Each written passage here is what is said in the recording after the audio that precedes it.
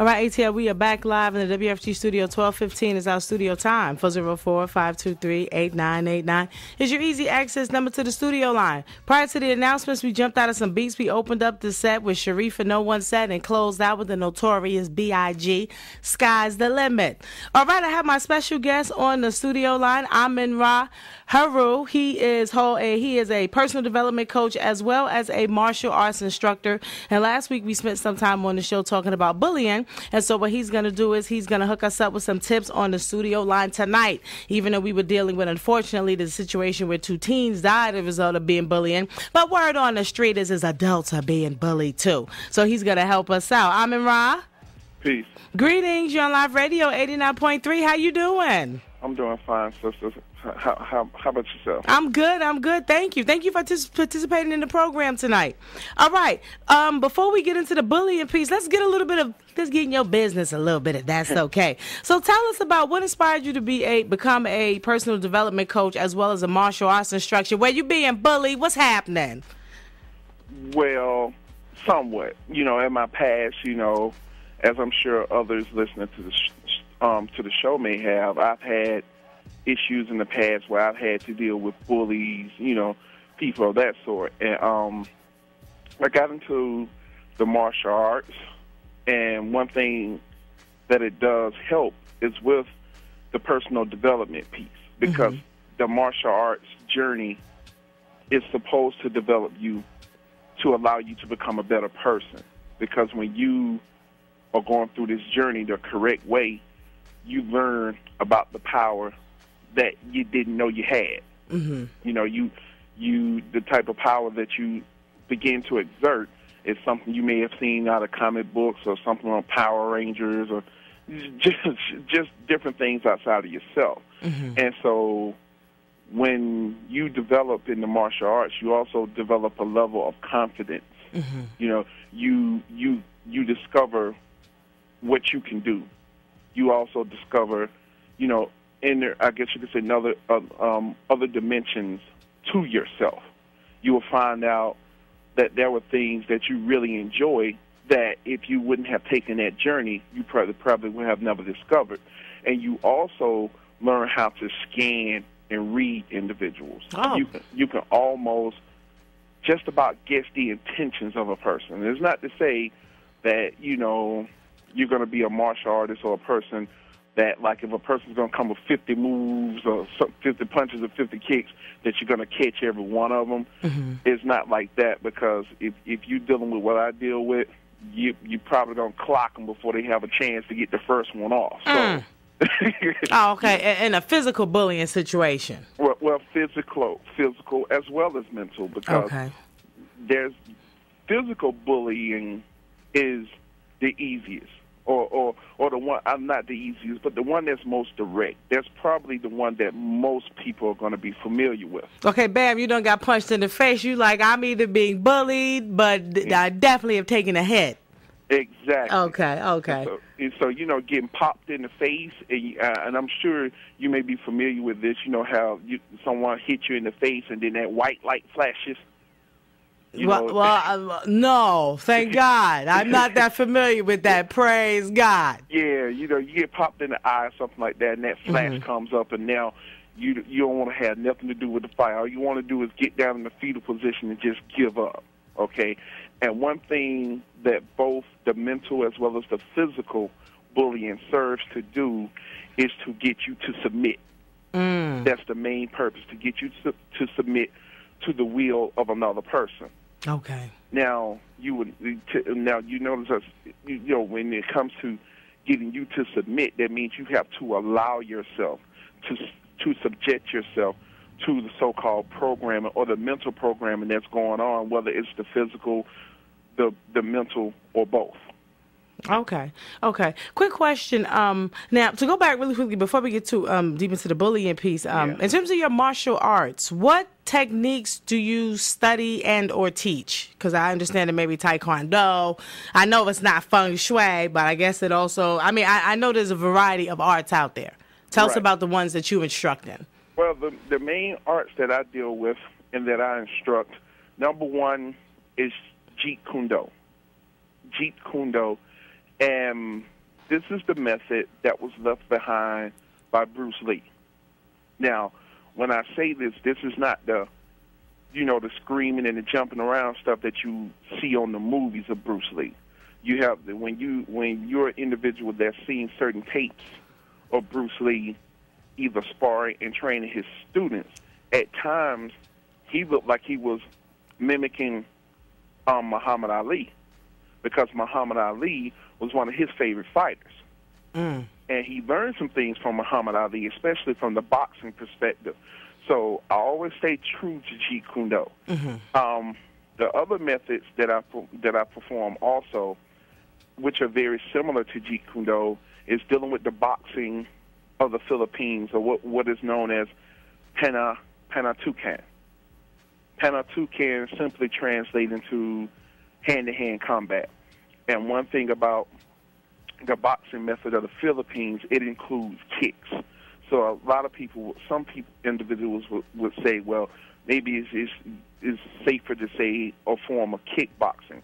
But boxing, as far as the martial arts is concerned, is anything having to do where you're using your body with strategy to defeat an opponent. Oh, So okay. when you hear the word boxing, it's not just limited to the hands. And the other method that I deal with, which is pretty much the base right now, because it's specifically for street fighting and handling different opponents. And this fighting method is known as the KC fighting method. That's KEYSI fighting method. Now, this particular fighting method hasn't really been around that long. It's been around for about 20 years. And this method focuses on learning how to use your environment, and it also takes natural instinctive things that you already know what to do, that you already know how to do in the form of defense. For example, like if a person comes up to you and starts, or attempts to start ramming punches to your face, what's the first thing you're going to do instinctively? Well, hopefully duck. Well, if you don't, well, that's one.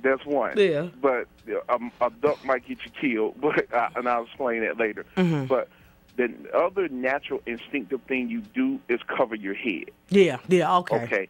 So in the KC fighting method, what we learn how to take that natural instinct, which is covering your head, and use it as a weapon, which is known... Which would be the headbutt by default? Well, it can be the headbutt, but the method is known as the pensador. Pensador means thinking man. See, in so many words, an unintelligent man won't cover himself or herself and get beat up in the head. The thinking man is going to use what he already has or she already has and use it against you. So it's a method whereby you cover your head and you use your elbows as a shield.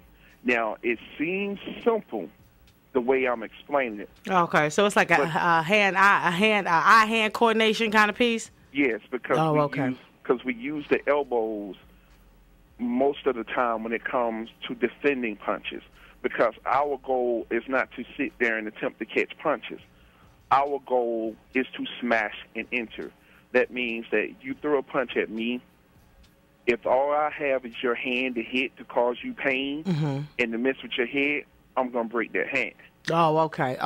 Well, let's do this. Let's get into the because it's getting a little descriptive. Let's get into the bullying piece now. The last week on the show, and as well as a result of current events, unfortunately we've lost some teens here in the Metro Atlanta area. One as a result of a physical bullying situation that resulted in death, and another one as a result of a by gunfire. But both of these incidences occurred at house parties that ended up being overpopulated. Right. But now, as we prep for the show, to my understanding, we was talking, even though those situations have brought highlight to the bullying piece, but also adults are being bullied as well. Yes. You bring it to my attention. Yes. So let's talk about that. What's going on with bullies? Like, okay, I believe you already said that they're bullying people because they want you to submit to something. Tell us about how adults are getting bullied. Like, give us some examples there and characteristics of how bullies move. Okay. Well, you and other individuals out there do know, families or may know, it may not, you may not call it bullying, but there are techniques whereby adults use particular tactics to bully you and get their way. I'll give you a prime example, and you and I discussed this before. Let's say you have a job, right? And you go to work, do what you got to do, clock in, clock out, go home. However, you notice there's a group of individuals, whenever you go to work, they're always chattering. They're always clucking. They got their little clique. They're up in the corner. They're not working as hard or not working at all. And it seems like the managers do not say anything to them. But when the manager has a bone to pick, it's always with the person who's not giving them trouble. So what's happening here is that the clique or the work clique is the bully over the manager, even though the bully has even though the manager has the power to hire and fire, the clique has assured him that they are in control. So he's being bullied. So when he has to place the blame on someone, he doesn't wish to place it on them because they've already asserted their control over him. Okay? So then that manager comes and he bullies you. You can drop a bead of sweat on the floor. All of a sudden, you're making an unsafe work environment. So they're putting more pressure on the people who have less resistance and are easier to control. Right, because the people who are easier to control don't fight back. So it's easier for the manager and the cliques to pick on the person or pick on the weaker people. And let me explain what's going on here, because you can see this in National Geographic, Animal Planet, and all of this. It's in nature. Now, you have, let's say the clique is a pack of lions, all right, or a pride of lions, you know, and they wish to eat. Of course, they got to eat. And they head towards a herd of bison or wildebeest or whatever is out there. And when they go and they attack the herd, they don't attack the big, strong, adult bison. They go after the younger ones or the smaller ones. Or what they say, they go after, like the young or the sick. The slower ones. The slower ones, the ones who look weak, the ones that look frail, the ones who don't have the body size and the muscle tone as the bigger ones. Because the weak one is going to put up less resistance. Okay. If they go and they attack the big one, so to speak, they're going to run into some trouble. And it's gonna be much more challenging for them to deal with the bigger one than the smaller one. It's too much work. Right. It's too much work. So a bully of any type, the clique, especially using the clique, for example, the bigger one can whoop you. So now you can also see with that the bully are a bunch of cowards too. It's just that they know how to sell their wolf tickets, so to speak, to allow you to think that they're not weak. Oh, okay. Now, quick question now. Give us an example how people are being bullied on a personal level, because I know the first example was work-related, in terms of family members. What's happening? And then we got a holiday coming up also. So what's going on? So people, I guess, won't be getting bullied over stuffing. What's happening? Or turkey, something, whatever. Okay. Now, what happens in the family, too, in this same instance, you got one or more particular people in the family, most times the elders, and sometimes I have seen in plenty of examples, they're the older women in the family. Okay? And they've been running things for a long time because a lot of people have been allowing them to. Okay? Now, you wish to hear examples of family bullying. Okay, one example of family bullying